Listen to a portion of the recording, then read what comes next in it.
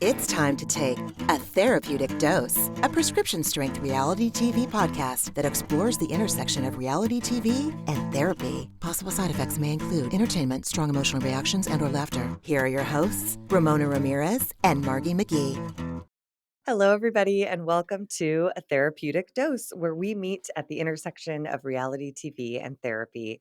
I am Margie McGee, and with me, as always, is my dear friend and co-host. Hello, everyone. I am Ramona Ramirez. Margie, it's great to see you. I know we both have a lot going on right now, and well, I'll speak for myself. I don't feel 100% resource. I don't feel fucking 75% resourced as I sit down to record this podcast today. I feel 30%. I'm tired. I may cry for no reason, or I don't know, but I'm glad to see you. Same. That is the constant. That's not a variable. That is empirical. Fuck, man, I don't know. What Sounds did I right. learn from algebra? Who cares? Who cares? It sounds good, and I agree. I, too, feel a little depleted, running on fumes over here. Hella fumes, Um, man. but but I will say I'm never not energized by Bravo TV. Yeah, Like, agreed. I didn't get to watch this until late last night, and I didn't yawn once. Yeah, I watched it twice. I guess I forgot I watched it the first time because when I was watching it again yesterday, I was like, "Didn't they already talk about this?" But I watched it on Bravo, and then I watched it on Peacock, and the Peacock one was 51 minutes with no commercials. So I probably have some notes that may not have been in the main or in the Bravo one, but uh yes. And obviously because of what was discussed on the episode this week with Ariana and Tom sharing about their respective mental health struggles. This is a trigger warning that in this episode, we will be touching on suicidal ideation. And so if that feels like something that doesn't feel safe for you to listen to, I understand. And we'll be back next week, you know, to talk Yeah. about something else. And if they don't bring it up, obviously we won't have a reason to get into it. But, oh, yeah, Yeah, that was a hell of a start. it was. It was. Um, yeah, I mean, should we just get into it? Vanderpump Yeah. Rules reunion part 1? Reunion Part 1, Season 11, Reunion Part 1. Um, I have one main takeaway from this that gives me schadenfreude, and it's that Ariana has Lisa Vanderpump over a barrel. It's I Lisa love it. Vanderpump's franchise. Like, it's the one she started. It's the one that she still either in her mind or what she's curating for us is that she's the one in control still. She has to show up at this reunion. She was on for 5 fucking minutes this whole season in ways that it was so palpable that she was inserting herself somewhere where no one gives a flying fuck. No, I understand that there are Lisa Vanderpump fans out there. I understand the appeal of her in that she's very campy, over the top, yada, yada. But it became so evident in this particular reunion, talking about pump, you know, That whole that, segment, I was like, "Can yeah. we cut this? God, Oh, who no, I loved cares?" it. I loved it I because, loved it for Ariana's being yeah, I yeah. loved it for Ariana, but I also loved it. Well, I have my Okay. notes in there, but Lisa needs Ariana to make this show ratings gold. Like, the season finale was just the ratings were huge for a Bravo show. And, you know, if they're making Sandoval jokes at the White House Correspondents' Dinner still a year later, you know, this is still so Lisa is relying. I mean, the whole reason why they're on hiatus for longer this summer is because Ariana's doing Love Island as the host. Well, and and going back to Broadway, like, I and don't going think back to Ariana's Broadway. coming back. Like, Yeah, her I don't know if she is her either. energy was not of someone who I was loved into it. this anymore. I did too, and I loved how uncomfortable it made Lisa Vanderpump. She Me too. cannot deal with someone not kissing her ass at all times, and Ariana was having none of it. I mean, rolling her eyes, And even just calling just her out, just when yeah, Lisa was like, "Well, I heard there were fights between you and Katie about you being on Broadway," and god Ariana was damn, like, "No, dude. there weren't." And both of them were like, "There were not fights about that had anything to do with the sandwich shop." You know, like, she's so ridiculous. She's not welcome as far as I'm concerned, She's even not. though the show is called A Vanderpump Rules, but we don't need her, and we God, don't need her dude. jacket, We don't her need her sparkly jacket, snakeskin turquoise jacket, and I just love snakeskin, I and know I you don't need do. that fucking jacket. No. I don't need her sequin Frankenstein boots that she also wore on the Watch What Happens Live after the finale when she was on with Gordon Ramsay, which I meant to go on a deep dive and to see what the deal is with Gordon Ramsay. I've never understood the appeal until I saw him on Watch What Happens Live. Feel like there's gotta be something fucking problematic about him. Like, how can there not be when he's just made his entire brand about raging? Yeah, I meant to do a deep dive, but I put myself to bed instead. So maybe this weekend when I have some downtime, lol, downtime. My husband has had COVID going on his he's had it for almost 2 weeks. Before that, he was traveling, and then my kid woke up at 5 o'clock in the morning. He started not feeling well yesterday, and I thought maybe he was just tired, but no, he started throwing up at about 6 o'clock in the morning and hasn't stopped.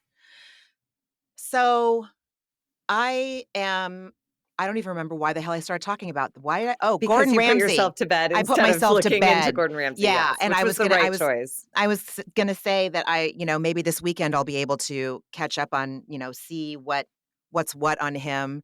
When I can't spend some time in the faux moi subreddit for a couple days, it's kind of great because then I can, like, binge read some shit, but it's also shitty because then I like it, but I don't have any business Living in the l comments. living in the comments slash wasting precious sleep time, reading Reddit. And I actually, did a little hack this week, which I was very proud of myself for. Apparently, when women, especially in women with ADHD, one of the things that can present with is just staying up way too fucking late. Mhm. And like I said, I've been doing a rewatch of The Sopranos. And it's so easy to just let something auto roll into the next episode. So I set the sleep timer on the TV to turn off after one episode, Oh, and I wow. I put the remotes somewhere where I couldn't reach them. So the TV turned off and I was like, "Okay, it's time to go to bed." And I was really proud of myself That's huge. because it's so easy to just catch up with it, to just just to keep going with it. So, I don't know. Yeah. So, yes, my main takeaway is LVP is over a barrel because of Ariana, and she hates it. I know she hates it. I know she hates it, and I'm glad. I'm glad. I don't wish ill will on this woman in ways that are legitimate, but if there are things that, if there, oh, here I go playing God. If there are lessons for her to learn right now as a result of this, I don't really have faith that she will. She's just going to end up spinning it that, well, Ariana, she thinks she's the boss. She thinks she's the boss or something. That's a terrible LVP. No, But it's pretty good, I thought. oh, thank you. Take it to And SNL, let's go. oh God, I wish, right? The tone of this reunion, I will say, did feel like it doesn't feel like the show's for sure coming back. Agreed. 'Cause honestly, when he opened this by greeting everyone and 1, 2, 3 of the cast members just bought homes in the Valley, which is the name of another show. Like, part of me feels like we're gonna fill out the cast of the Valley 100%. and probably let Vanderpump Rules die because nobody works at SUR. Like, Tom and Tom are just so treacherous. They're such idiots. It's really hard. You can't base a show on them because you need some sort of foundation that will stay, and the two of them are insane. Yeah, it was a weird, and Ariana appears to be, this seems to be her, like, last on her list of priorities, so I would imagine if it works with ease and there's a ton of money involved, she'll come back, but otherwise, I'm sure she'll just keep living her life. And yeah, I don't know, we'll see. I wouldn't mind, like, a something about her show, like, whatever, so where we can still see all these people, but Vanderpump Rules it's just, um, yeah, it's tough now. I don't know. It's yeah, I'd like to see James and Allie just me because 'cause I'm too. curious to see, and I really oh my god, I just got distracted by something, a schmutz on my screen, so I had to I'm so fucking distracted right now. I this morning, I have found another ADHD hack, little sidebar. I take my capsule apart, dump the powder on a little plate, I cut it up, and then I rub it right into my gums because Ramona, it works faster for this is me. like I leaving Las know. Ve yes, it does work faster, but It works it's faster. No, but I couldn't wait for it to just, like, go through my digestive system. oh I my needed to get the god. delivery immediately. Well, that's how you do it, or snort it So right to the brain. exactly, and the back Gat. blech, the drip would Yeah. be nasty. So, um, I Well, know. everyone, that's how you do drugs. That's how you do drugs. I'm prescribed these drugs, Yes. and yes, and I don't think I'd be able to be sitting here right now if I didn't have these drugs, but fuck, who cares, dude? Okay, I mean, we let's can just get into it. It let's takes get a into while to, it. like, ramp up. This was a long Yeah, opening with, it like, was a, just 7 hours earlier montage, and then a montage of everyone arriving, then Andy welcoming everyone, and finally, we start with talking about Tom and Ariana's house and how a year later they're still living under the same roof. Ariana has filed a petition to force sale, and so neither of them can talk about it because it's currently in the court system. But this was LVP's first attack at Ariana. I don't know what she's trying, some like gotcha like attitude, and it just makes no sense. She asked Ariana, "Are you still there though? Because I've been away and I don't know." And Ariana was just like, "I've been in New York City and I've been staying in an Airbnb. So last night I did not spend the night there." But also, like, what was that question, Lisa? And like, so dumb. I have she's like she's pulling Trumpian fucking level lies on us. Is she for okay, you're telling me you don't know what's going on with your cast on your show that you are an EP of? Fuck all the way off. And she got caught in another lie, and I when she I said loved it. yes, with Rachel's podcast, when she's and Sandoval's like, "You listen to that?" And I was like, "You all do, and you all love it, and you should. It's press. It's free press. So, like, don't anybody except Ariana pretend like you're too busy to listen to every minute. If I've listened to it, you've listened to it, and we all know it, Oh my idiots." god. Yeah, Lisa knows exactly what's going on. She's, like, trying to embarrass Ariana, but, like, you can't. She is. She's She and unimpeachable. Lala are jealous Yeah, as you're right. hell. Unimpeachable. Yeah. Oh, god damn it, dude. And then we move to Schwartz talking about, I don't know, the stupid roommate shtick that he admits was shtick with Sandoval, and then Lisa Vanderpump asks, "Why would you wanna live together? You do that in your 20s." And Sandoval reveals his dad is in his 60s and has roommates, and everyone looks horrified, and Lisa Vanderpump goes, "It's hard to understand, but okay."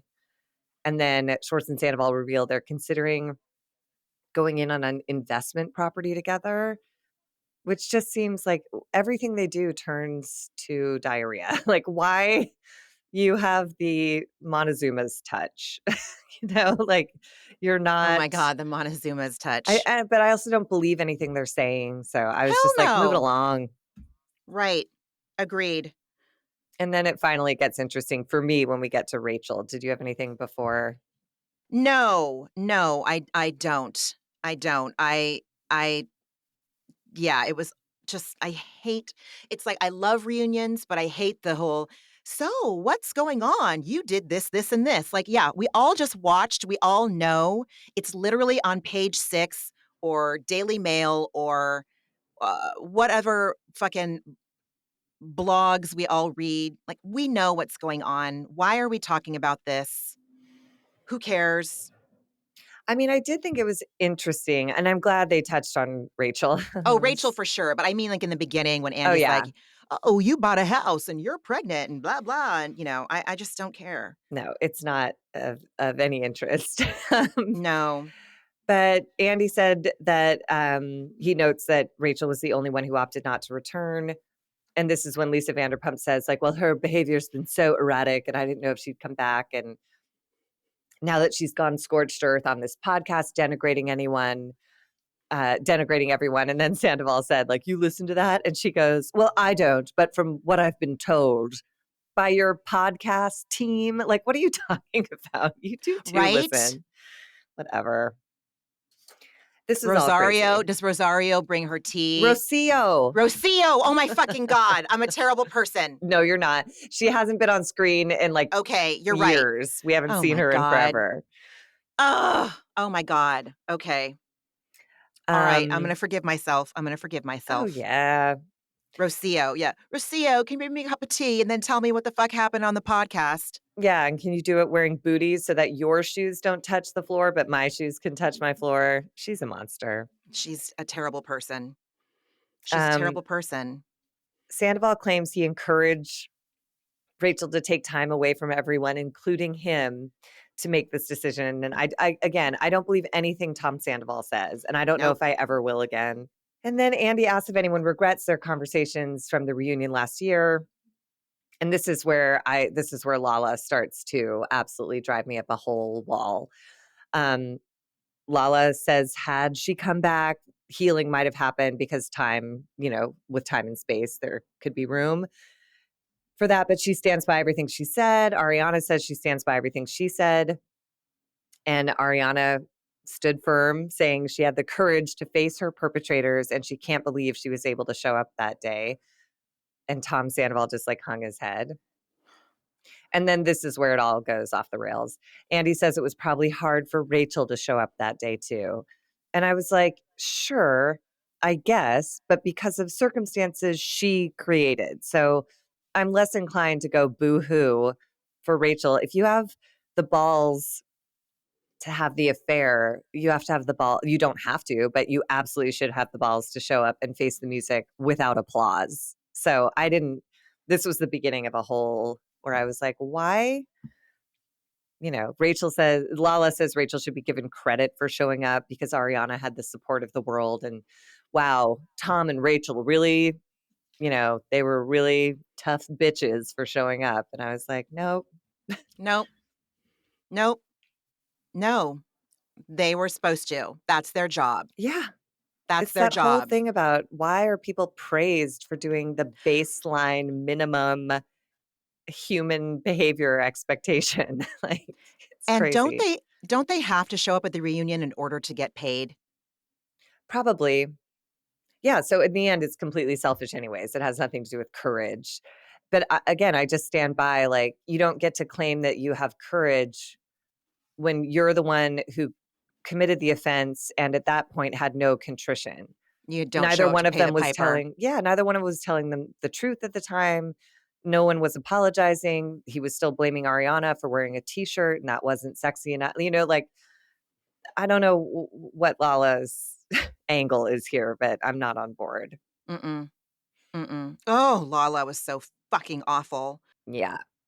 LVP brings up that there was an article that says Rachel was groomed. I believe that Lisa Vanderpump brought that up to throw a match onto a haystack that had been doused with, gasoline or lighter fluid. Uh, and Lala says yes, Tom Sandoval was grooming her. Sando says no, and because she took her clothes off in the pool in front of him. And I was like, no, I mean, he told her lies. He told her things that weren't true, that they weren't together anymore and all of that stuff. So I just feel like, yeah, it fits. It fits. He absolutely groomed her, and again, I just don't think he knows the definition of grooming clearly because he and Lala got into their "nuh-uh, yeah-huh" fight when he said it implies pedophilia, and she's like, "No, it implies a power differential and someone who is younger." and more impressionable. And that's when he said, well, what did he say? Well, guess what? I was very impressionable when she took all her clothes off and jumped in my fucking pool. I And then it mean, appeared that he was waiting for applause. But what happened was everyone on stage like hand palmed their foreheads because it was just like, I was I don't know what happened to my dick. She was naked in my pool, and what could I do? right. And I will say before this, Sandoval had said, with no irony, he said that Rachel is a fucking coward. Mhm. And she is, but it takes one to know one, so whatever. And he bitches about her saying that she's moving on, but talking about all of them incessantly on her podcast. And again, he's not wrong, but if you stop listening, she goes away. You know what I mean? Like he's doing this to himself. Whatever you focus on gets bigger, all that. And then Schwartz chimed in here saying, with his first bad take of the night, calling Rachel's grooming allegations, he said, those are malarkey. Those are rubbish. And I was like, so you're Joe Biden and an Englishman all of a sudden. Like, what? Who are these people? It was insane. Arrested fucking development, those 2. Yeah, it's like I'm suddenly seeing that might be like a clinical diagnosis because they seem incapable of emerging into responsibility and adulthood. And it was so bizarre to watch. I mean, they haven't even, like, gone to the pupa stage. Pupa? I love Pupa. I was like, "Hmm? Pupa? Like, what Yes, is it pupa." when you're they're caterpillars. They're not even a fucking cute caterpillar. Well, that's not fair. All caterpillars are cute. They're not cute. All I'm saying is that they are not progressing in the way that people are theoretically supposed to progress. I worry about them in 10 years. I really do. Don't waste your energy worrying about No, them. I know. Don't waste your energy. They're making choices. They have They choices. We are. all have choices. We all have choices. They if they can go in on an investment property together, they can afford to go to therapy and be like, "What the fuck is going on with me? Mhm, mhm. What the hell is going on with me?" But they're not interested. It is still working for them. It's working for them. Yeah, And gross. Ew. Ugh. it is gross. Ugh. And, Schwartz Katie sets this up. Katie notes that Rachel is not taking a lot of responsibility for her side of this affair either. And then Schwartz pipes up with another bad take and says, Rachel was just as conniving, if not more so, and ruthless in her pursuit of pleasure. Dude. I was like, first of all, last year you claimed you didn't know anything about this. Okay. And now all of a sudden you have all this insider information about how ruthless and conniving she was. I just can't, all these people, it just makes my brain hurt because I'm like, there's no, I don't know where the truth is, but it's certainly not the center of their solar systems. It's just sort of floating around in outer space. And occasionally they breeze by it. But all of this is just this was just crazy. Yeah, I agree. I agree. I did like, and I forgot to mention this before, Lala admits that she projects. Hmm. I can understand where she's coming from after her situation with Rand. That's really the only relationship we saw her in the entire time she's been on this show. And I think she was groomed. And if I was Tom Sandoval, I would look at that and be like, ooh, I guess there was an age differential. And I guess I was in the power position because I'm a lead character on this show and have been since its inception. Like, but he doesn't do that. He's just so defensive. He doesn't because he can't see it. He doesn't understand how it can correlate. So she leans more towards the side of women in these situations, which I Bullshit. How did like she comes after Ariana so hard. Like, no, you yeah, she don't. does. Yeah, yeah. She hates when women are targeted. Women are the target when they've been victimized by men. Oh, is she talking about Ariana, who she targets and absolutely shreds? Yeah, Oh. because like Mhm. she is just talking out of both sides of her mouth and her ass all at the same time. I mean, the only thing I liked is that she admitted she projects. That's the only yeah. I agree, but I just didn't like the context that she chose to do that because in saying that, she sort of stepped away from her assessment of Tom Sandoval, which is right. She was groomed, and so she knows what she's looking at when she sees. Yeah, exactly. Oy, oy, oy. Let's see. The lawsuit for revenge porn is brought up. Sheena speaks on their behalf because they're not allowed to. And everyone, including Sandoval, thinks that it's ridiculous that Ariana was brought into this lawsuit. Aria's like, "What the fuck, dude? You did this to me. Don't sue me too."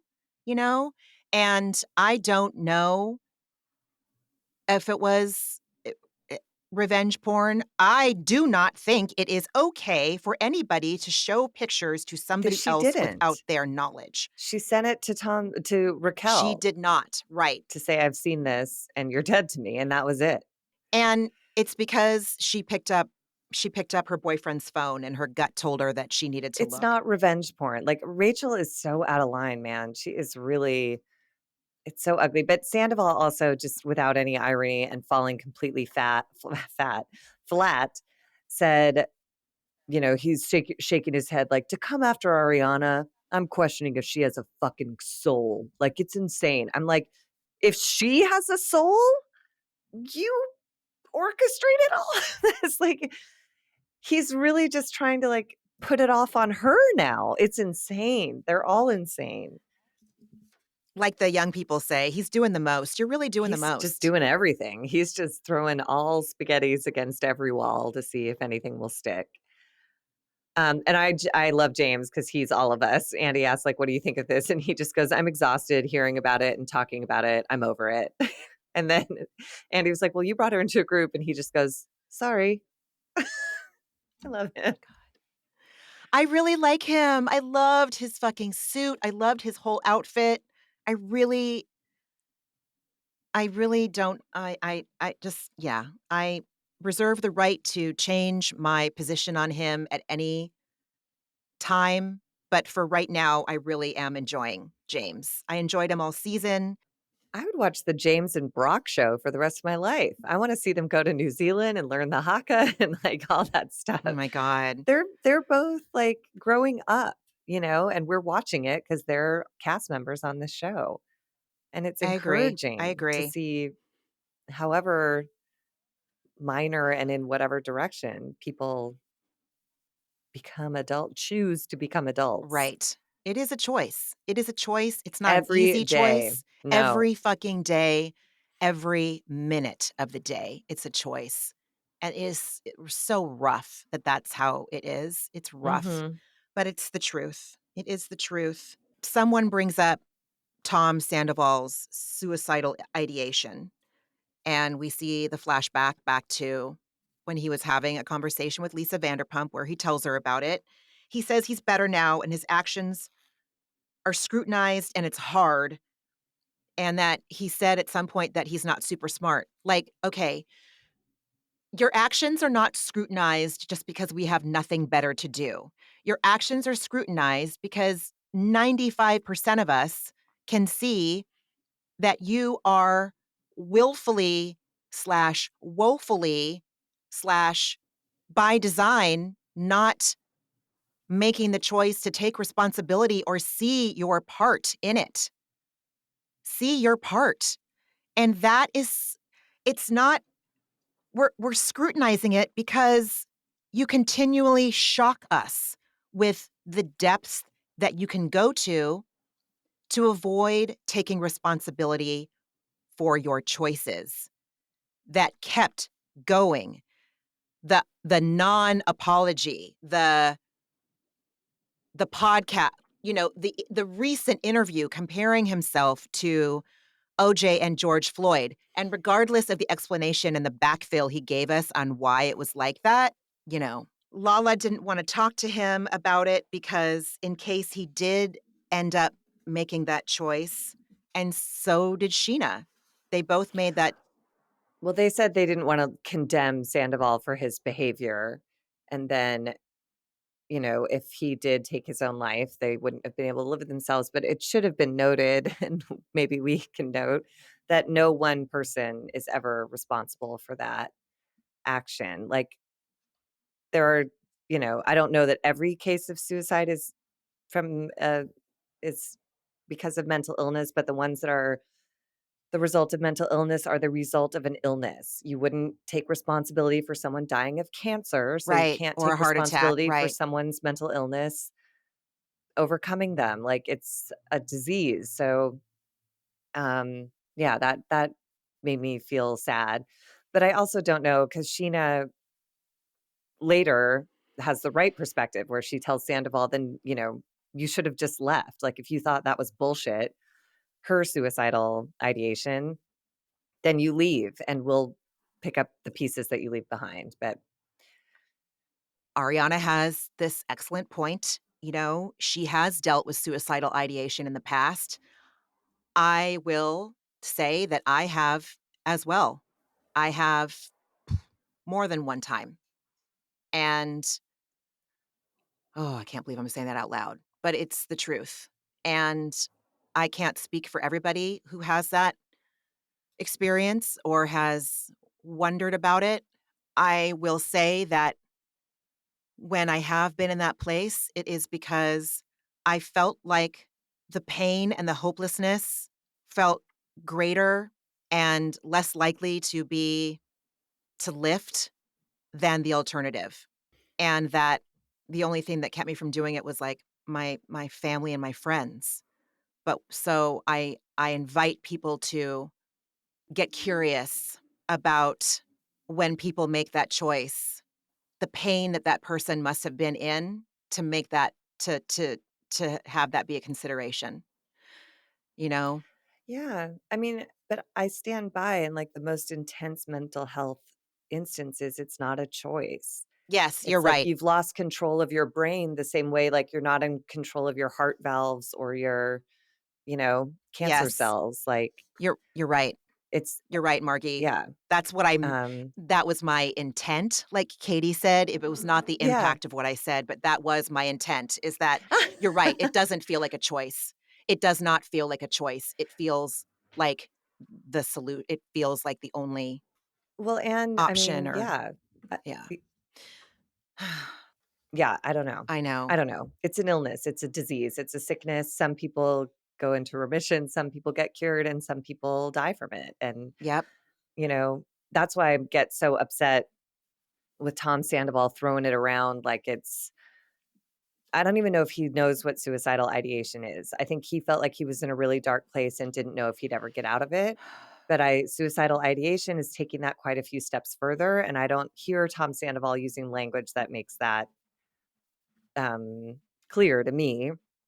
Whereas with Ariana, I believe her. I believe that was the thought that she had to make a different choice every time it came up and just keep making that different choice over and over again until a new brain pathway opened up for her to take, you know? Yeah, but she's the queen of boundaries here because she said, "I didn't come after him, I didn't create this pain for him. I didn't wanna talk about this with him because in the past he'd weaponized her mental health issues," and that once again, she is the queen of boundaries and, Mhm. you know, beautifully Mhm. put. Mhm. And then Sandoval has the misguided balls to ask Ariana, "I'm curious, how did I weaponize your suicidal ideation?" And thank God for Sheena just being like, "Dude, we had this conversation. We had it on camera. We had it a year ago." And but he's so committed to being the victim or to being vindicated with some and the way he asked that question was just so shitty. "I'm curious, how did I" it's like, you're not even asking this from a pure place. No. Everything you're doing is self-serving and disgusting, sir. And I don't know why at my advanced age, at my over half my life in therapy ness, how I can continue to be shocked, appalled, surprised at a bare minimum by this man's behavior. Maybe that speaks to the fact that I have faith in humanity more than I thought I did, and that's why seeing people behave like that is so shocking. I don't know, especially He being the adult groomed child of all an of us. alcoholic. Right. Like He why this man gets no passes and I should not he's he's at the bottom. I mean, I'm sure there's other depths that he can descend to, but for what we've seen, why am I like, "Oh my god, I think it's because I don't understand how what what must it be like to be able to think like that? That terrifies the shit out of me. Well, it's interesting. I was noticing in this reunion, everyone does it. He has that effect on people where you want Tom Sandoval never answered a single question in an effective way. Someone was always there cleaning it up for him. Lala saying, I think what you mean with the George Floyd or OJ Simpson stuff is that you couldn't believe that your case got to that level of, newsworthiness when it wasn't newsworthy. And even with the Rachel stuff, Andy intervenes to say, I think what you're saying is you were both equally responsible for this. And he was like, yes, in his like signature whine. But Ugh. he never once got through answering a question on his own, and everyone stepped in to rescue him. And Ariana had identified last year that that's part of your role as his girlfriend is to watch him put his foot in his mouth and then clean up his mess. And I don't know why he inspires it in people, but he does, like, I don't know. And he used to be nice. I think that's also so confusing because it's so hard to come to terms with like that person is gone. That person doesn't exist anymore, and it means starting over to get to know this new person, and, oh god, everything about this new guy sucks. I don't know if it's the result of progressive fame as the show, filmed more and more seasons and they opened up Tom Tom, and his name is on the bar, and then Schwartz and Sandy's and, like the more glow ups they had, like they became Bravo celebrities Mm. in the last 5 or 6 years, maybe even longer. And also, it's progressive. Whatever behaviors you have, if you don't that are unseemly, unhealthy, detrimental to your relationships, if you don't get those, if you don't work on them, they're gonna everything is progressive. Everything is progressive. And so we're just watching this ego slash possible narcissism just run rampant and get big. And now it makes me think, was he ever nice? Or did he see that the results of him being nice and making these gestures, like back when it first started, did he get positive reinforcement for it and start to be assigned a role of this person and then like, "Oh, okay, well, I can work that to my advantage." I have no idea. I have no idea.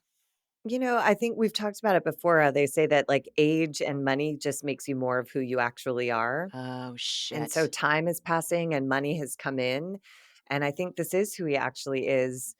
I believed that he believed everything that he was saying, all of his righteous choices and, like, "You shouldn't cheat," that he said to Jax 10 years ago and all that stuff. But then I think life got the better of him, but he wasn't willing to let go of that persona, and so he started keeping secrets, and then he just started you just rot when you start behaving like that. When you say you're someone that you're not, then you have to start hiding a lot of things, and then you just, that creates rot. You become a rotten person. The article where he's quoted with George Floyd and OJ comparisons, the fact that it happened a year after he's been scrutinized for everything, the fact that he didn't have the ability or the wherewithal to think twice before he said something, he's learned nothing because he doesn't want to. He is not motivated to become a better person. There's no reason for him to. Nothing. He really is, you said it, that he's Robert Durst and the Jinx, like Robert Durst continues to do the same thing, just seek out people who he thinks will believe him and tell his story the way he wants it to be told. So I think Tom Sandoval is just constantly looking, and I think he thought that reporter was, like, on his side, like, he is not the smartest guy in the group, so, like, he's not very discerning, and he also has, like, a grandiose vision of himself, so I'm sure he thinks, "How could this reporter not know that I'm not think that I'm charming and wonderful and delightful? I'm wearing a women's suit, for Christ's sake. I'm so cool."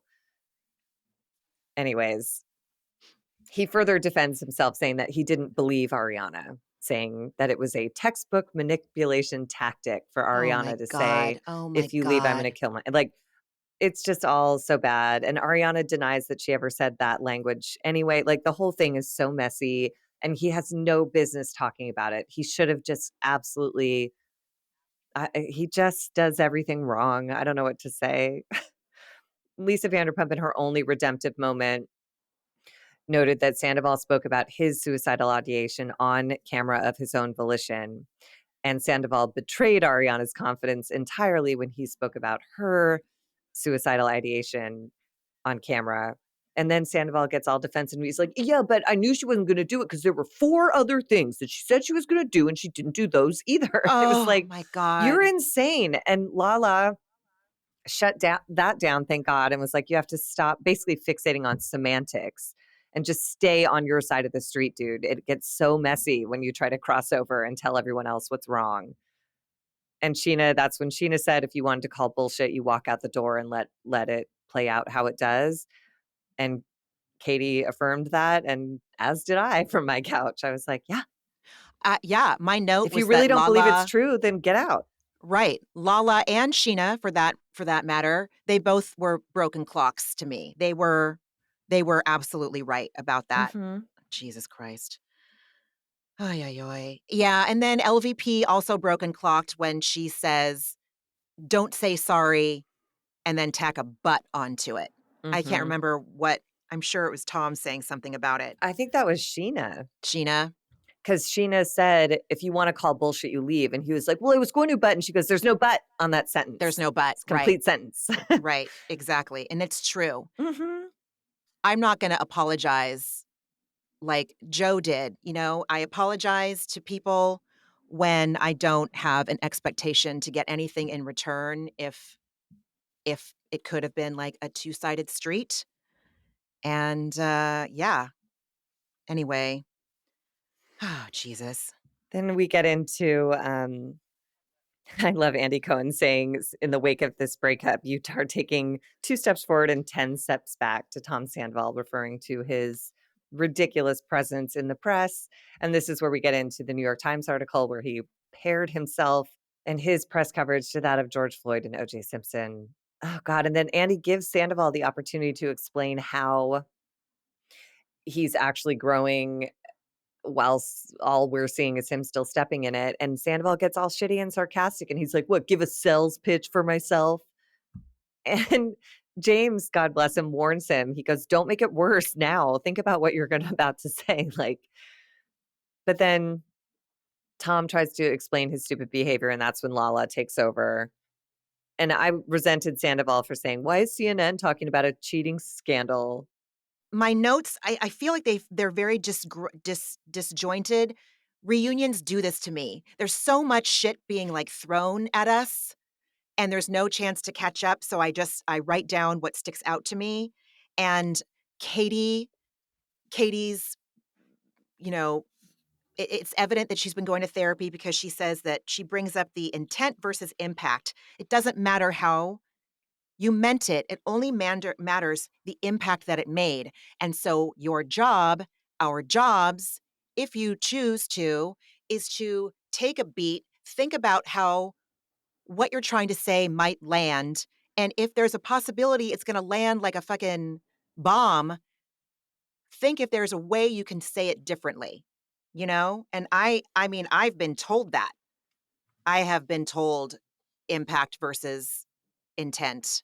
So, any hoot. Well, I think it's something everyone has to learn, but like you're saying, you have to be willing to learn You it. have to be. And his behavior at this reunion was as egregious as his behavior at the last I one. wanna say it So was in a year's worse time, even. he's learned nothing. Yeah, Exactly. That's why. It's been a year.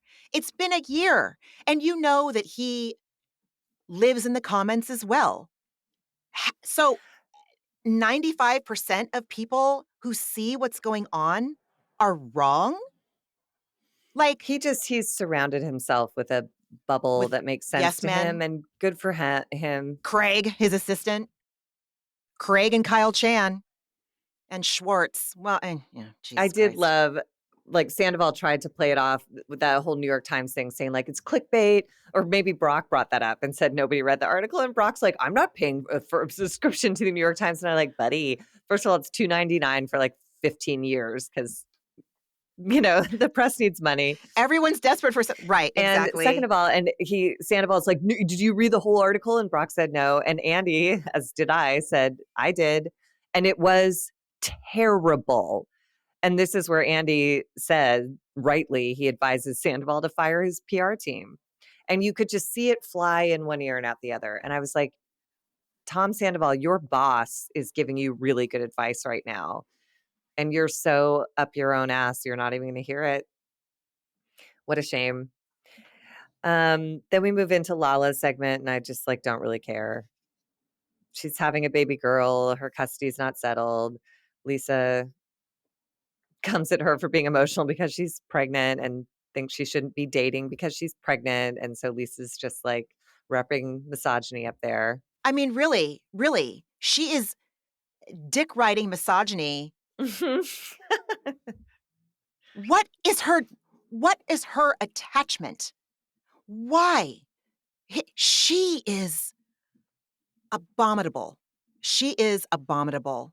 She just has no place on this She's not a show. safe Uh, person. no. Yeah, she's not safe. And then she comes in, and so after she already asked, "Oh, why are you getting emotional? Is it the pregnancy hormones?" Fuck you. You're the kind of person that's like, a woman can't be president because they get their period. She sucks. And then she says that I don't want you to be a bitter woman. You know what? Who cares? Who cares? Again, what is she doing to like pigeonhole herself into this idea of what an acceptable, attractive woman is? Also, Lala, you cast Lala because she's a bitter woman at age 20 when she joined the show. Like she has an edge. She's not pandy, you know? She's never gonna wear a pashmina and, like, put her hair half up and, like, this is just the dumbest. Lisa really. Did you hear uh, Lala went on a podcast this week and said that, and she believes this, that when Tupac died, his spirit entered her body. Oh god. And I would like to say, especially as someone that lives in Oakland, especially as someone that thinks that Tupac should have won. A Nobel Prize. Kendrick Lamar won one, and it was like that was when everyone started looking back and being like, well, Tupac was the first who, you know." Thank you. Yeah. I can't stand that woman. Oh, she's just ridiculous and pointless. Then we get to Sheena's segment, and Summer Moon is 3 now. They have a part-time nanny, and Brock is grateful for the time that he can get to focus on his career. She Mhm. discusses postpartum OCD, which I was glad that they gave some airtime, Me too. Very glad. and that she noted the difference between postpartum OCD and postpartum depression is the level of intrusive thoughts and worst case scenarios playing out in specifics in her head. And they showed that scene that they'd teased but never showed during the season of Brock and her at dinner where she says, "I'm afraid we're not gonna be together forever," which is the only part they showed us, but then they followed through with the intrusive thought, which is because one of us will die. And I thought Brock handled it really beautifully. Like, he acknowledged that and he's like, "Yeah, I get that, and that is life. Like, that's what we're doing. Nobody's guaranteed anything, so I'm Mm-mm. focusing on enjoying every minute that I have." He didn't try to take it away from her. He didn't try to say, "You're crazy." He just, like, Or say, witnessed it. "Honey, don't worry about that." Yeah, you're right. He did. He Yeah, did. he did Oh, a nice yes. job. We're all flawed. Brock might be flawed, but there are some things about him that make him a very soft place to land. Dude, I just think he is so special, like, and I know he has a past, but if we're all held to and judged by the worst thing we've ever done, we're all screwed. Like, thank God. You're right. Yeah, so he's if my worst moments had been captured on film, I would be mortified, and I would be too. he's not doing anything to shove it down our throat saying, "I've changed, I'm better, blah, blah, blah." He's just I didn't know he'd caught up on child support payments over 2 years ago. Like, he's He's doing great.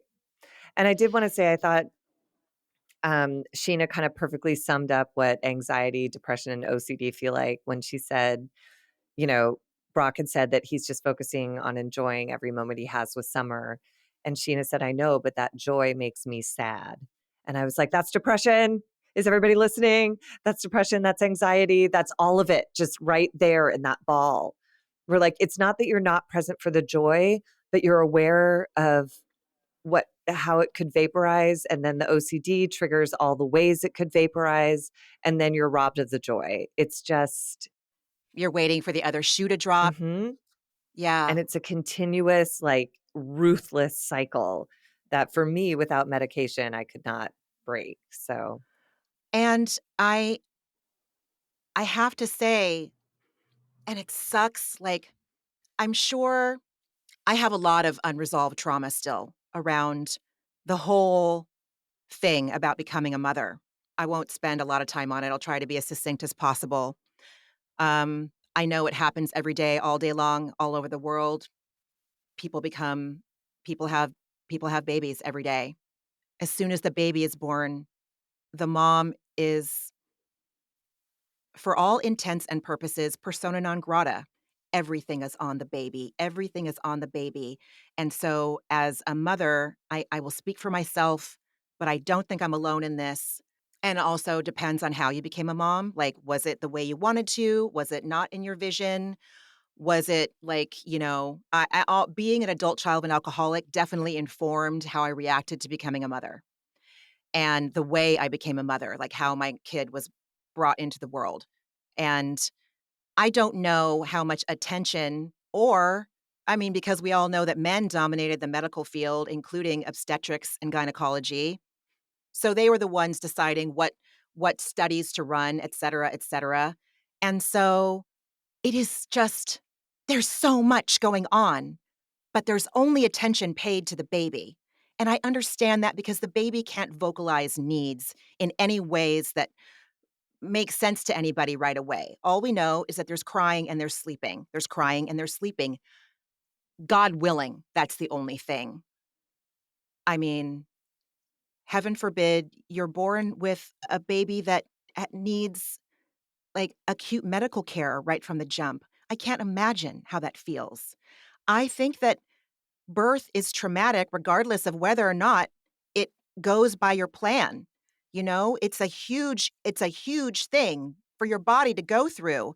A C-section is major abdominal surgery, and it is the only surgery that people have that doesn't require physical therapy after it, you know?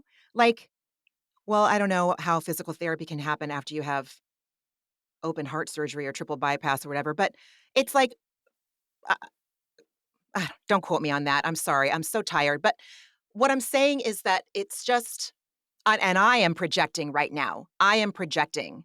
I drowned for years after giving birth. I drowned for years.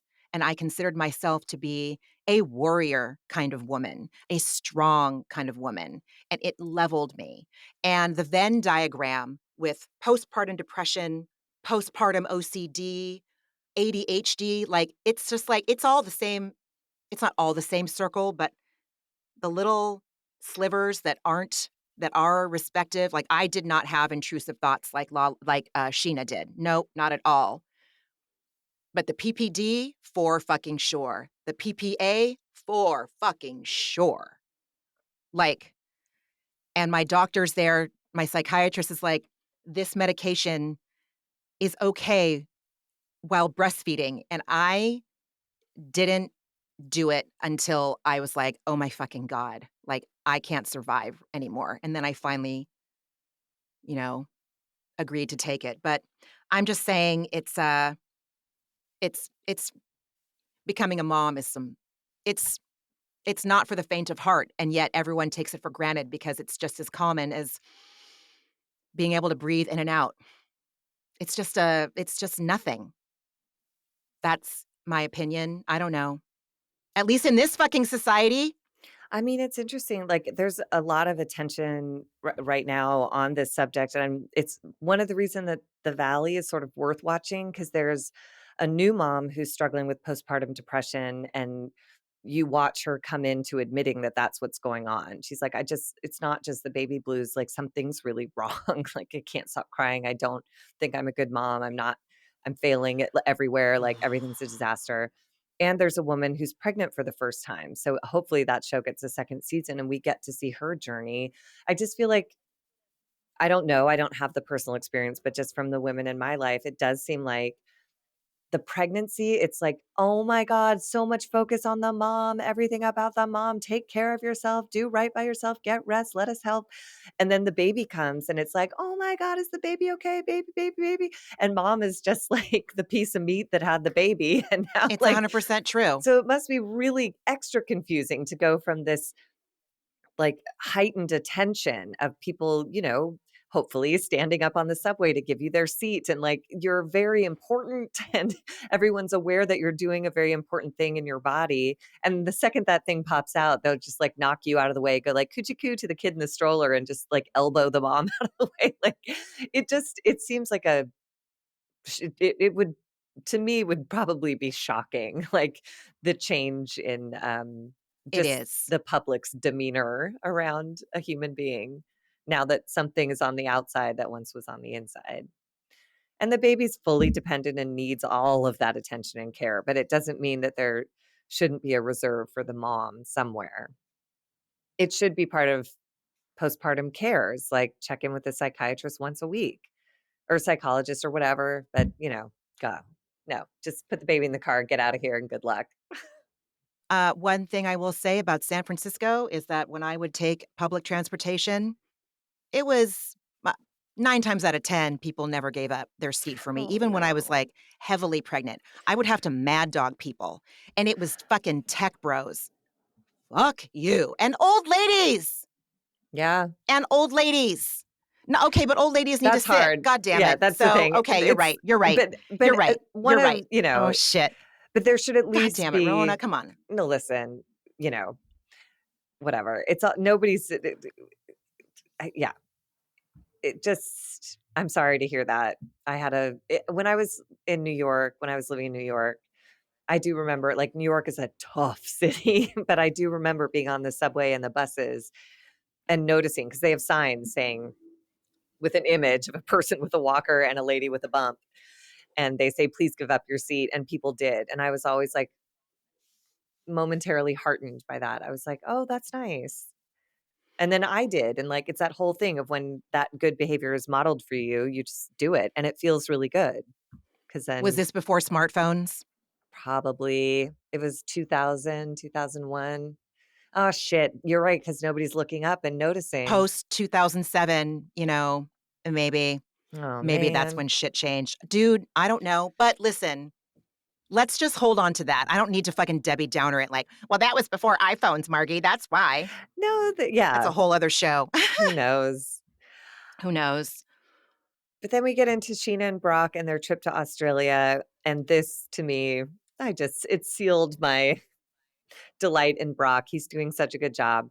So he tells us he's now caught up on child support, but did not see his kids on that visit because his ex-wife is being awesome and letting the kids lead that relationship with Brock. And so far, they're not expressing interest. And I just wrote that is great parenting by both parents.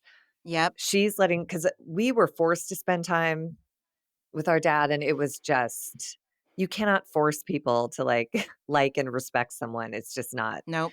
especially when they've betrayed you in a way, and Brock did do that, he made mistakes, and what's different about him is that he's aware of what he did wrong, he's owning up to it, and he is sitting in the discomfort, and he even said, "Decisions have consequences, actions have consequences," and he's living the consequences, and in the moment they're devastating, but allowing his kids the dignity to choose their path forward with him or not in the short term is excruciating, but in the long term, whether or not they choose to engage with him will pay huge dividends just on his spirit. You can't force people to spend time with you, and you have to allow them space to be mad.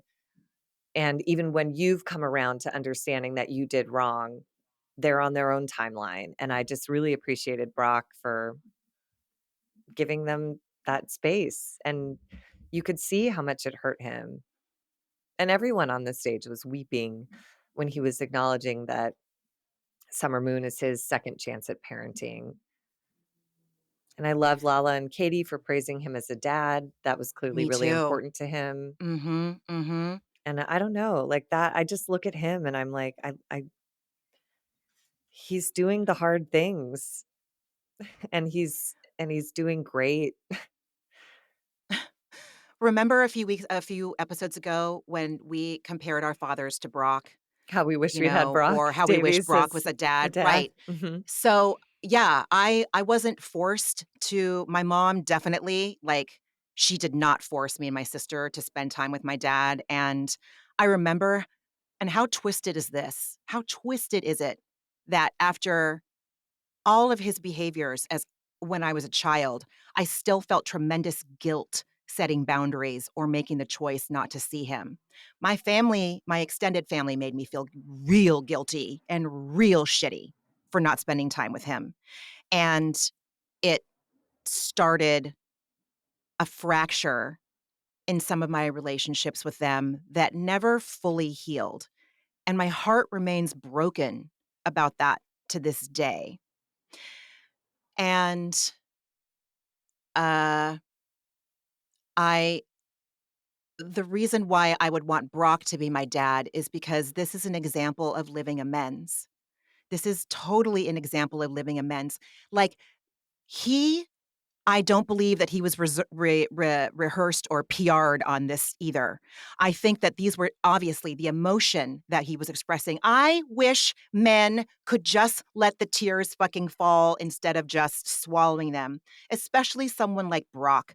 He is so masculine, very in touch with his feminine side, but just he's just masculine. He's got lots of masculine energy. And the more we see men, regardless of what energy they carry, cry, succumb to their emotionality that isn't just anger or something that resembles anger, I think the more impactful it would be. I really just wish men could cry. I'm sure And he does with Sheena, but I don't you're think he right, you're felt right. comfortable there. Okay, And that's fair, also, you're look right. who's crying the whole, Tom Sandoval cries nonstop. It's like it's what you're saying of like that's what I mean. It's like Brock, whatever Brock is doing is sincere, and I think that's as far as he wanted it to go on TV. And I don't blame him. His kids might watch this one day, and he doesn't need to make it all about him. But I appreciated that he let himself, go there at all, because that Me is, too. and it just shows how much he cares, like, he sincerely cares, and it's hard.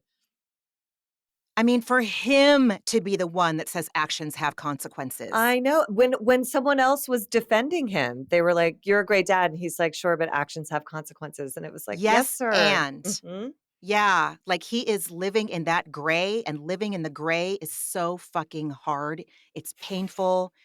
It is just about having faith, Mm. and that is a really it can often be a powerless place to be, And I try to remember on the other side of that are kids living in the gray area. They didn't have a right? dad, they didn't have financial support for a while. So they deserve that space too. And it's not comfortable for them. It's not the reason my guess would be that they don't want to reach out to him is because they don't trust him yet. And so, like he was saying, we're going to keep going back to Australia more often. And hopefully that will pave the way of them, being open to seeing him. And of course it will, if he's not just coming to, like, visit once, if they start to hear that he's there, once every 3 or 4 months, then it starts to feel more.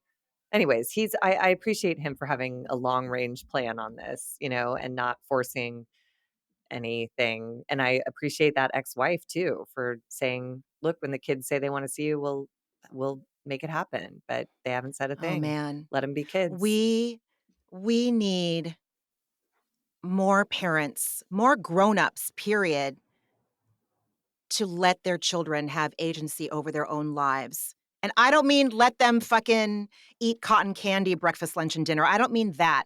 I mean respect an honor of their feelings and their boundaries. Mhm. They are not they are people. They are people, and if I'm not going to disrespect, shame, criticize, do whatever with the other adults in my life, my child and children deserve to be heard. If I say I'm afraid of something, the friends in my life are going to say, "What are you afraid of? Where do you think that comes from?" But instead, with children, I hear so often or I see often, like, "Oh, don't be afraid," or, "Oh," just fucking hear them. Just validate their shit. Just validate their shit. It Mhm. takes 10 seconds and it makes them feel important and Mhm. it helps them grow with esteem, for fuck's sake. Children are children are the children just get the short fucking end all the time because they're children. They're just given the short end of the fucking stick. They haven't been around as long as we have. They don't know what the fucking rules are. They also don't have, they're still operating from their lizard brains, whereas we have choices to not do that now because we're we're grown-ups.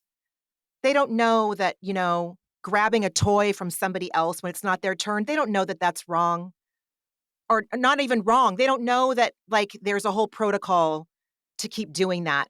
They don't know that, like, we project onto little kids, like, "Oh, you need to share, you need to share." I never made Leo share.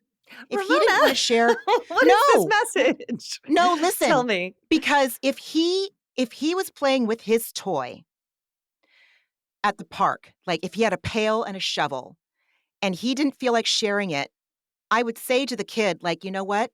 He's playing with it right." The other kid that wanted to play with it, I would say, because they don't have the notion of sharing in their head yet. They don't know what sharing means. It's not age appropriate for them to know what sharing means. And it's also forcing Leo to I'm making the decision for him. Like, my child's there in the sandbox, he wants to play with the pail. I'm going to respect that. He wasn't hoarding it, and it went both ways. If he wanted to play with something, I would ask the kid or I would have Leo ask the kid, "Is it okay if I play with that?" And if the kid said no, I would say, "Okay." They just like you don't wanna share your toys sometimes or you wanna play with your toys by yourself, this other person wants to do it right now too. And he, you know, with a little bit of time, he got pleasure from sharing his toys. So I I never made him share. I would ask him, and say, "Hey, do you think that you think you'd want this, you think are you okay with this little kid playing with your stuff?" And he would think about it. But I would respect where he was in that time. And yeah, Yeah, I appreciate you. it's not in their comprehension. Sharing doesn't mean anything to them. It's not.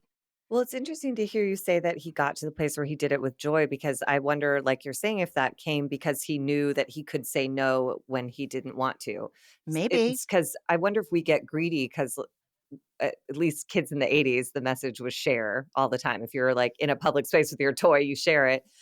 But I wonder if we got greedy because we were afraid that no matter how we were feeling or what we wanted at any given moment. And sharing isn't always easy, No. but you're describing Leo getting joy from sharing, which means he understands that is an element of sharing too. That while the initiation of a share isn't always your first instinct, that eventually it becomes a great thing. And also Leo's the best. Like he's just like his conscience, he's just the sweetest little creature. I mean, I don't need to go into it, but one of the most vivid memories of my childhood has to do with being forced to share. Hmm. And I've talked about it in therapy. My mother has apologized. My sister has apologized. They know that it doesn't hurt as much as it did, but it's still a It tender shaped how you memory. parent. And So yes, yeah. it did shape how I parent. And I think Rye might have done that too. Respect for infants, something fucking development, who fucking knows? But yeah, and if I heard another parent say, share regarding their kids sharing their toys with Leo. I'm like, "No, that's okay. No, you don't need to do that.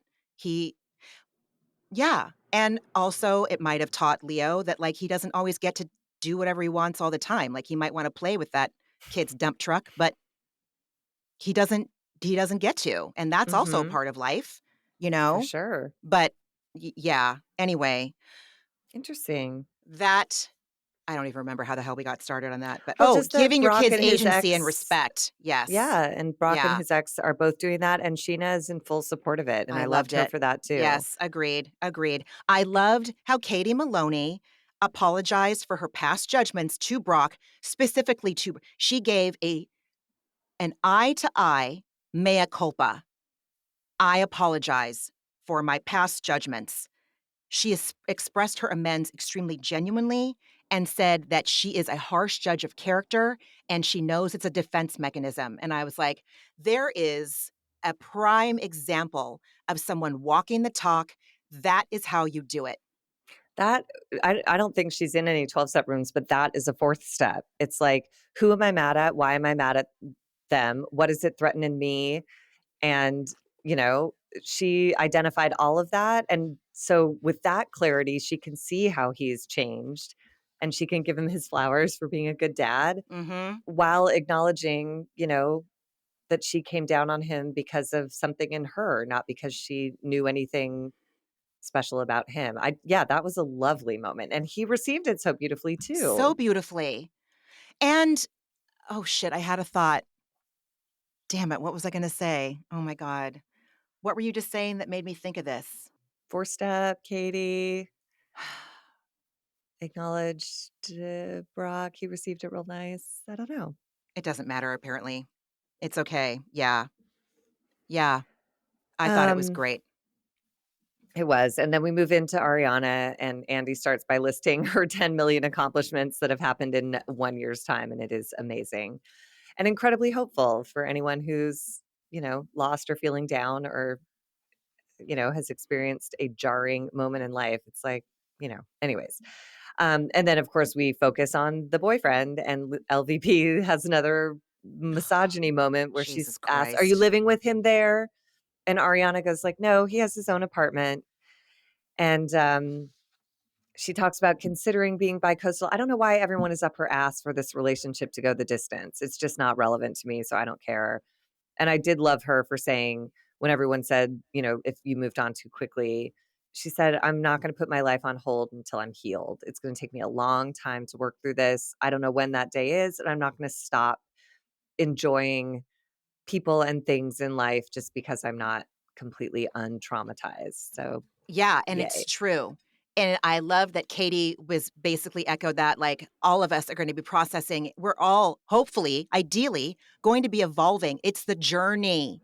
It's not the destination. Obvious Mhm. and I loved this if this is what modern therapy is teaching people, I fucking love it because I would have thought in my past, "Oh, there has to be a certain amount of time I need to go through before I can start dating again, or I haven't moved on." Like, I was so scared of, like, stuffing down my feelings with a relationship to distract me that I was like, "No, no, no, no." But she's absolutely right. Why put your life on hold?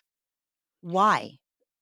Yeah, and she's completely autonomous. She's not like Right. Dan's girlfriend. She's Right. fully living her own full life, and she 100%. enjoys this man's company, and when it works out to see each other, they see each other, and when it doesn't, they don't freak out about it. Like, it just seems so healthy and fine to me. Like, I didn't even understand this whole line of questioning. But I fortunately, we quickly transition thank into God. James.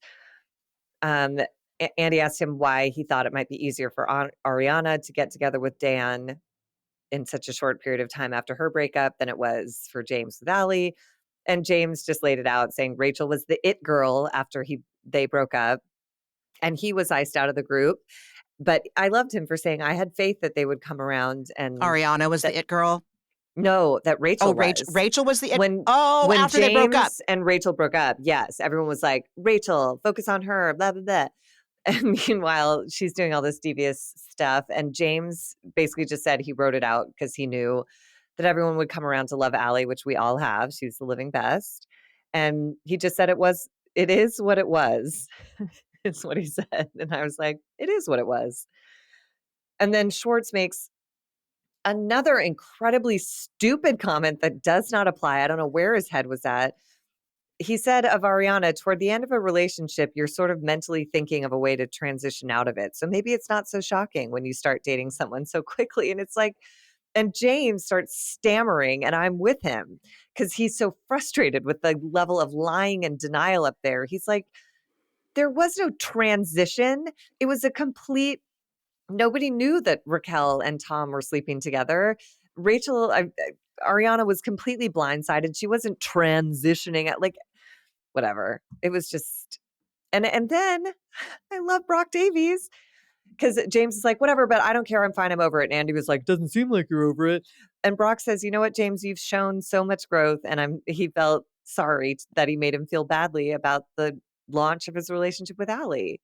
And James said he appreciated it. And I just love the two of I them. loved I I think their loved that. relationships are going to work, you I do know? too. I do too. I really you're right. Brock is just you're right. Lest we Oh, be yeah. judged by our past act. I have a tote bag that I remember I got when I came back to LA for that hot minute to work that FLOTUS fundraiser. Oh, yeah. I there was an art exhibit at um, MoMA downtown. Oh God, I'm not sure.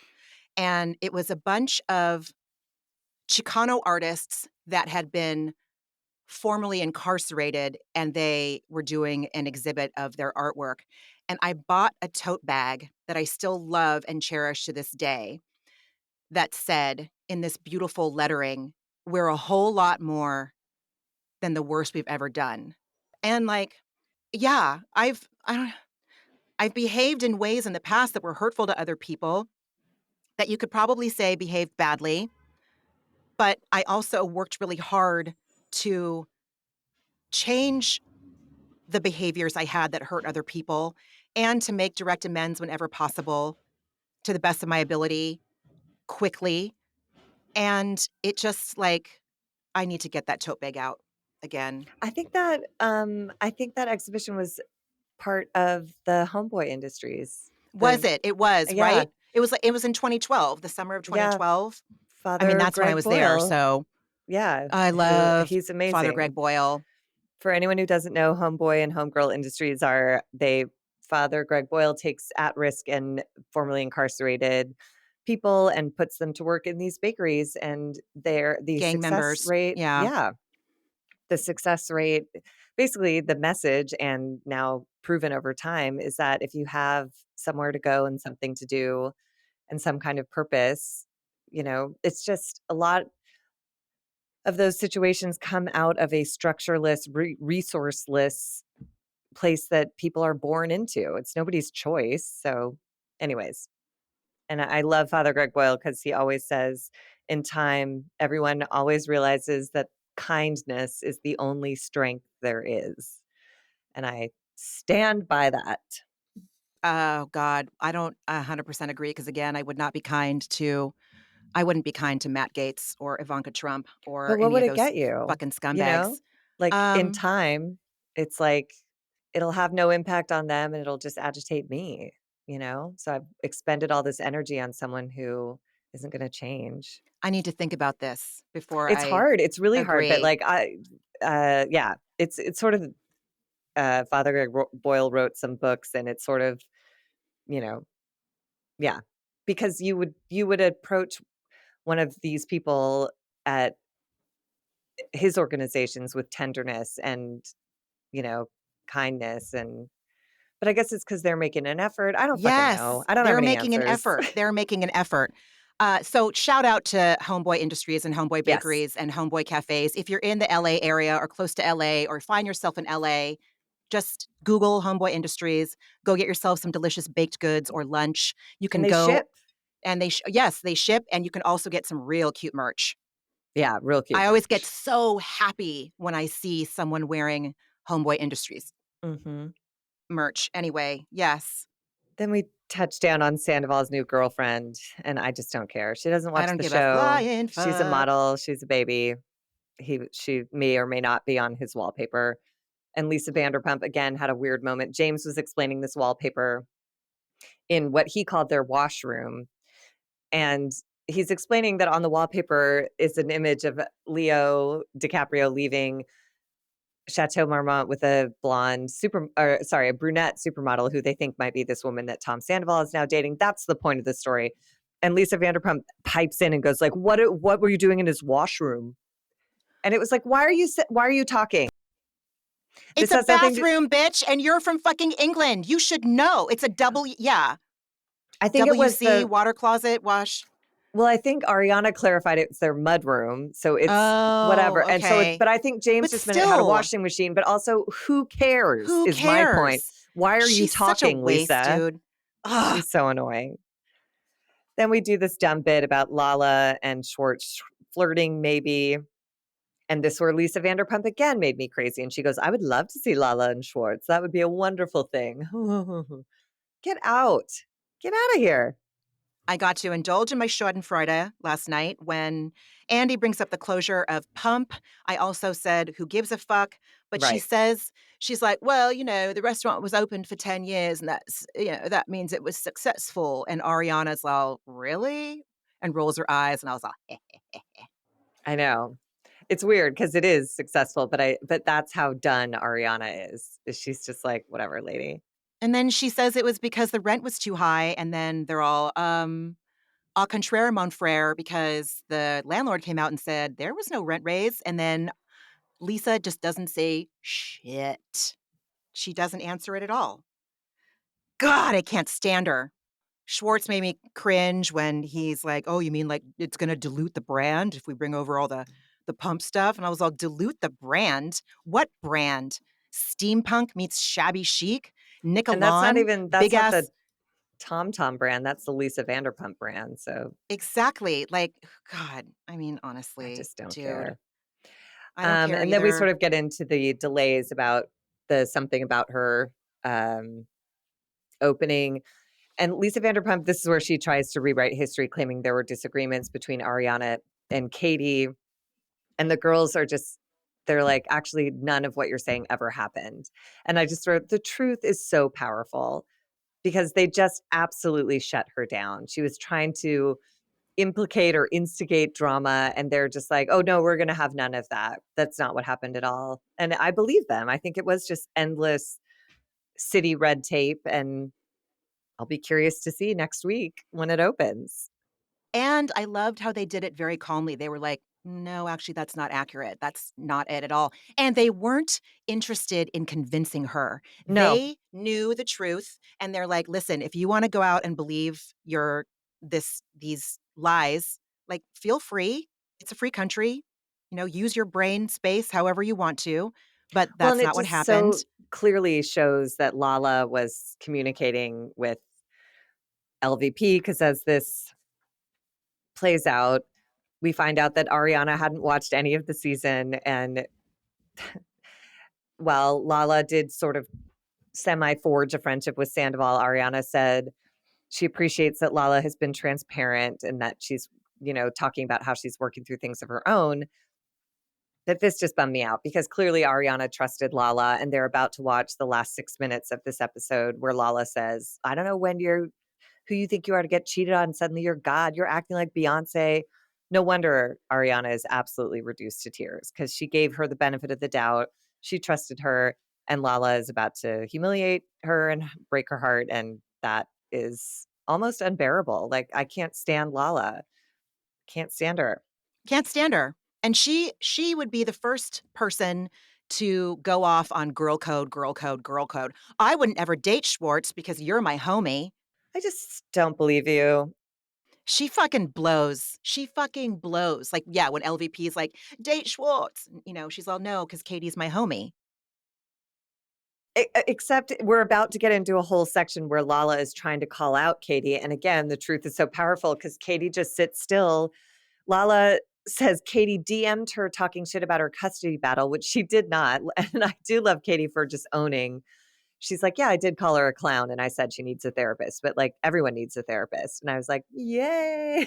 Everyone needs a therapist. Everyone And needs a then they therapist. sort of they get into what that was born from, which is tension over Lala making Ariana's breakup about herself, and it's just whatever. Lala claims s- that she was basically offering experience, strength, and hope with no strings attached. Like, take it or leave it. And Katie was like, that's absolutely not what happened. And they show the footage of her getting in everyone's face and talking about herself, and Ariana's sitting in the corner of the couch silent. It's clearly not about her. So I don't know. And then Lala tries to hang Katie out to dry for venting about Ariana not telling her about her move to New York to take on Broadway. And I love Katie for saying, the issues I was having were because of my own insecurities.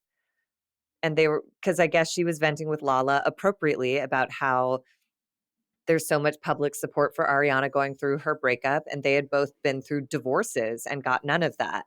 So that's a fine conversation to have. And Katie was like, these are two different things. Me acknowledging the public support and how that must feel great is separate from me acknowledging that Ariana deserves all of our support, all of the public support, and this is an incredibly hard time because she's going through hell. So, and then Lala's like, "You and I are truth tellers." And I'm like, "You're not. Katie is." Oh, God, yeah. I did. I just wanna piggyback on that because I can't stress enough how much I loved and appreciated and cheer-led? Championed? I'll use championed. I championed Katie when she said, "It wasn't appropriate for me to take my feelings about this situation to Ariana."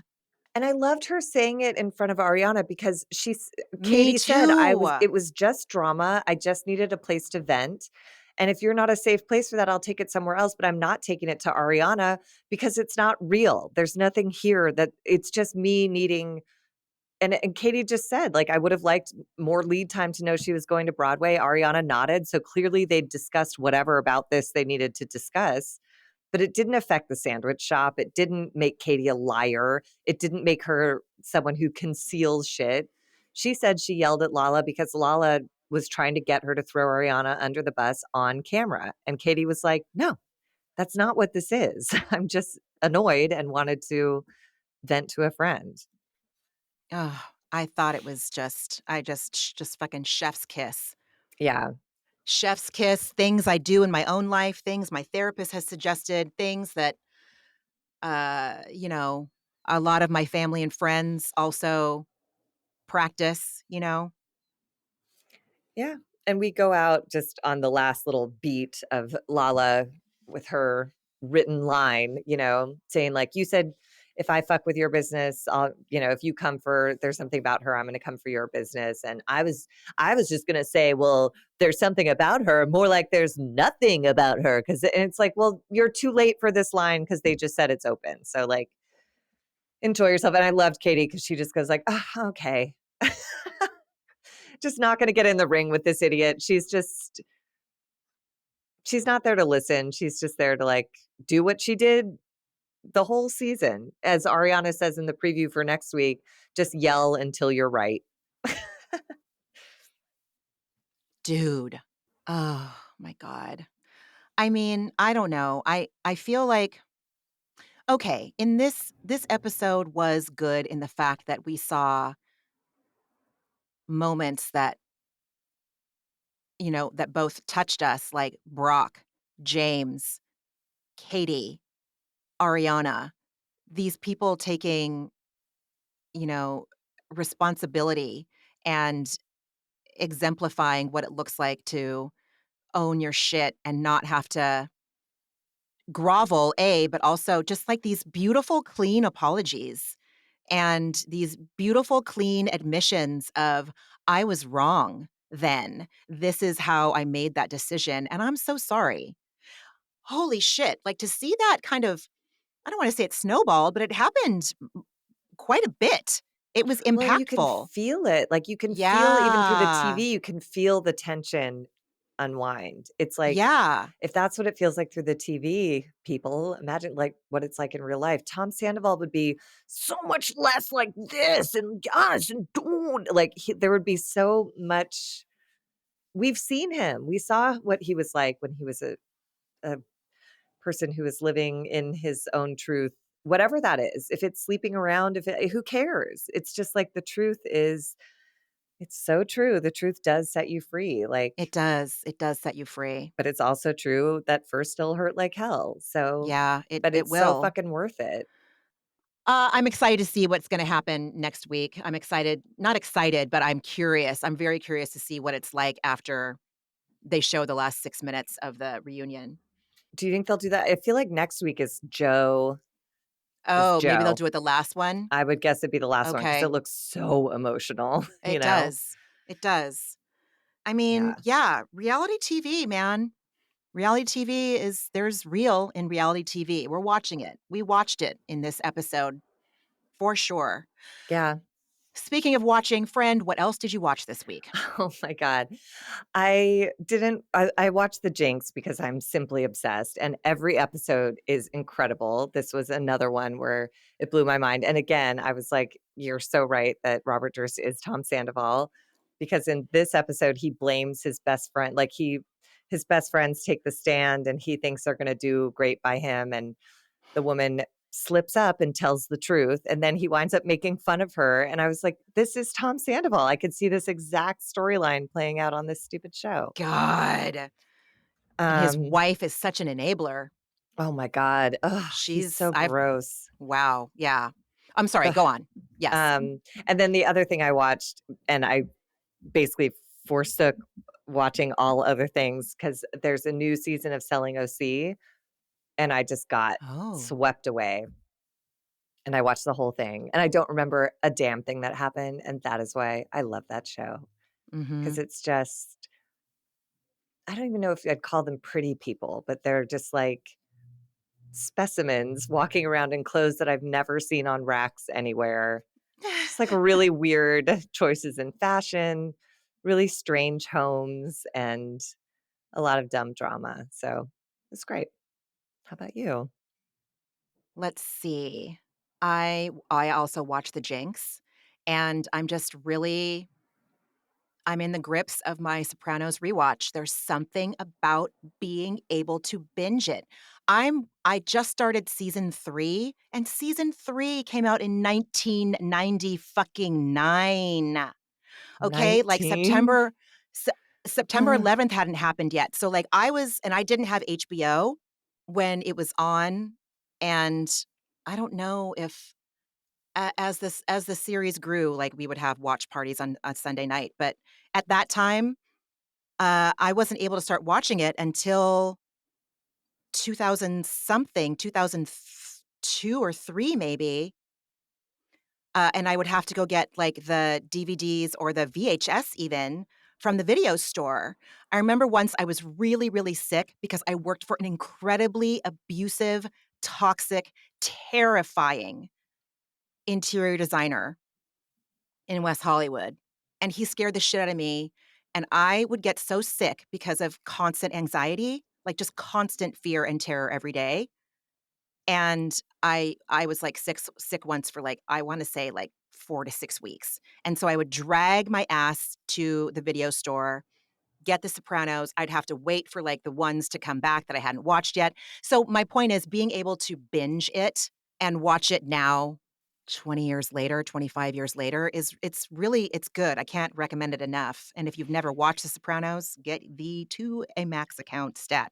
And The Jinx, I dipped in and out of some basketball games. I mean, the Lakers aren't playing, so it's kind of hard to hold my interest, but I want everyone who plays Denver to win. That's all I have to say. I'm petty. I'm petty like that. Vindication. No, it's I that's how I feel. Yeah. I always want whoever beat Michigan to get beat. So Totally. I get it. Oh, and I watched the Tom Brady A roast? roast. Did you get through all 3 Mhm. I hours? didn't get through all 3 hours. I can't remember when I That's a turned lot. it off, but I watched Nikki Glaser. She was She fucking was excellent. amazing, huh? Yeah. Yeah, and I never knew who Gronk Oh, isn't that his yeah, Rob nickname? Gronkowski, Mhm. I yes. never knew who he was. I never knew who Dale was. I never knew who the other one was. Uh, didn't know there was a Jewish NFL player, and Yes. I thought all 3 of them were really funny. Sam Edelman was really funny. I thought he did a great job. They did a good job. I liked the teammates playing, and I don't know, I think I didn't get to the part yet where Tom Brady got up and said Mhm. anything. So, Jeff Ross is a toad. No, toads are cute. He's ogreish. He's gross, dude. He's horse poop. I don't know. He's ugh, ugh, ugh, he's grody. He's grody. So, what was your antidepressant this week? Boy, there's a lot. Isn't that great? There's a lot. Again, I think Yes. what's on my mind is I've been working with a private client and he just finished his pilot script, like finished it. And Mm. it was a long process and he did great work and it was just like really thrilling to see him Oh through my like, god. from the concept all the way to the final draft. So we concluded that this week and it was great. I'm super proud of him and yeah, it was just nice to like witness someone else's accomplishment and to see them through the process. You've written, it's like Oh my god, it's a dude. commitment to stay with it and to not bail out when it stops feeling funny or important or interesting or relevant or anything, and just to continue to keep the practice of writing alive. And he went through all of that, the excitement of the new idea, the really hard work of laying it out where it feels like, is this fun? Do I want to do this anymore? Writing it, finding what's fun about it, rewriting it, thinking it's terrible, and then polishing it, and it's ready to go. So it was awesome. Real proud. Anyone who can get through the terror of picking up your pen and the paper or your laptop and just starting, holy shit, man. It is just so scary to write, in my opinion. So I far. think Maybe it's it won't always feel scary. like that, but No, but I think it's scary to write alone a lot of the time. it There's is. It just is really something scary about, to write like, alone. knowing that you're gonna meet with someone or working just co-working with someone. Mhm. It's, like, really, there's freedom in that somehow. But, yeah, it's always intimidating because it's just you and your brain, and people Yeah. with creative brains, sometimes their creative brains can get mean Dude. and get in their way. Dude. Mine, Truer I words. speak Truer. I'm yeah. Truer words. How about you? What was your antidepressant? I know Oh you've my probably been, like, god. too busy to do anything but tend to the sick. Josh is starting like, he's still testing positive for COVID, but it's getting like the red line on the test is getting less and less intense, Yay. and his doctor said he can be around us now as long as he's still masking. Great. So I'm grateful for that, but I also am, I'm worried. I'm worried. I'm worried that he's going to get nervous about how long the exhaustion lasts. Like, I'm trying to tell him, like, everyone that I know that's had COVID says that the exhaustion is what lingers the longest, Yes. and to please, like, I'm trying to prepare him for that when I know I can't, you Mm. know? So I have to let that go. So I'm glad that he's getting better. I have gone to 3 of my private dance classes now. I'm learning choreography. I am showing up and doing, like, my planks and my push-ups and my crunches at home, all with the I need arm strength and I need core strength in order to do inversions, and so I don't give a fuck about definition in my arms or getting a six pack. I just wanna be able to fucking flip upside down eventually, and so, and I'm acknowledging my progress, which is a huge antidepressant, and then last night, I went to an active flexibility class, which it's all about, and it's all, like, flexibility to help you in your pole work, like, to help you do splits and to help you be able to do back bends, and I purposely put myself in the front because I feel like when I'm in the back and not, like, right up against the mirror that I can tend to not not that I'm not paying attention, but I need to be able to see myself in all my angles, like, immediately, and even with all the changes that my body has gone through, like postpartum, you know, weight loss, middle age, all of this stuff, I really oh my god, I can't believe I'm gonna say this out loud. I, like, loved my body last night seeing it. And this studio is so amazing in the fact that I could literally show up in, like, thong underwear and a tiny, like, bikini top, and not only would no one look at me twice, they would be like, "Oh, girl, you look hot." Like, they don't give a like, it is all bodies, all people, all genders. It's like 180 degrees from S Factor, which I'm really Mm. glad about. And I love it. And it just affirms that I'm where I'm supposed to be. This is the movement that speaks to me. And I'm also very grateful, very, very grateful that when I come home from these classes, I am able to turn my hot tub on and soak in warm water up to Hmm. my neck, and it soothes my body. And believe me, I do not take that for granted. And the whole time I'm doing it, I am so very appreciative and grateful. And Mm. it does feel like those feel like antidepressants. So, Huge. yeah, That's so awesome. I in yeah. just 3 classes, like, you're already kind of like it's a homecoming, I guess. It truly is. There's one other studio that I wanna take classes at because they don't have mirrors, and I love that, and the person that started it, she started it in order to help her recover from trauma, which that's what I do. I take all of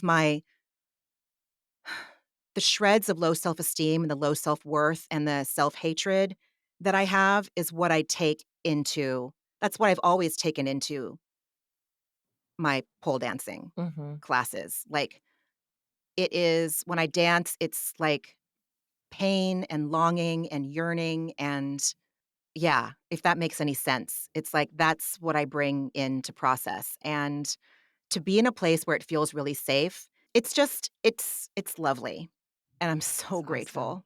I'm so grateful. Yeah. Everyone, I have forgotten to say this the last couple times because I don't like sounding like a broken record, but please, please, please, if you're getting anything from this podcast that's giving you pleasure, please, when you pull up the podcast wherever you're listening, you can find us on all the major streaming platforms. Please rate, review, make sure your subscription is turned on and your downloads are turned on, and we would really appreciate it. This is our 50th episode that we are finishing right now. We're wrapping up our 50th episode. So I'm real fucking proud of us. I'm really proud of us. And it just is so fun for me to show up here every week with you, Margie, and talk about this. Same. And I I can't love believe it I so didn't realize it much. was our 50th. It's our 50th. We're Yeah. 50. We're 50. 50 and That's fabulous. We awesome. can kick and stretch. Yeah. Yes. And kick. But yeah, I don't know if we have oh, yeah, you can follow us at A Therapeutic Dose on Instagram, at A Therapeutic Dose, or you can email us at atherapeuticdose@gmail.com. We have some exciting things to roll out, as we approach our first birthday, which is around the first week of June. So, we started with Vanderpump and we're gonna end our first season with Vanderpump. And Yay. we're real excited to see where this goes, and we're so happy to those of you who have shared with us how much you enjoy it. We're just so glad. That's why we do it, That's why we do it, and that for sure feels like this whole fucking podcast is an antidepressant every goddamn week. Without a doubt. I look forward to Yeah, it. I love it. I'm me too. energized afterward. It's Me too. Me all the too. good things. Mhm. Mhm. And we'll do more of it next week. So everybody Yes, we take very will. good care of yourselves Take and very good care. we'll talk Yeah. next week. All right. I love you, friend. I'll Love talk you to you too. soon, Okay. and everyone take care. Bye. Bye. Ramona and Margie are Obviously. not doctors and do not provide medical advice. Their content is intended to be used for entertainment purposes only. It is not intended to be, should not be interpreted as, or used as a substitute for medical advice or a diagnosis of any health or fitness problem, condition, or disease, nor a recommendation for a specific test, doctor, care provider, procedure, treatment plan, product, or course of action. My mom isn't a doctor.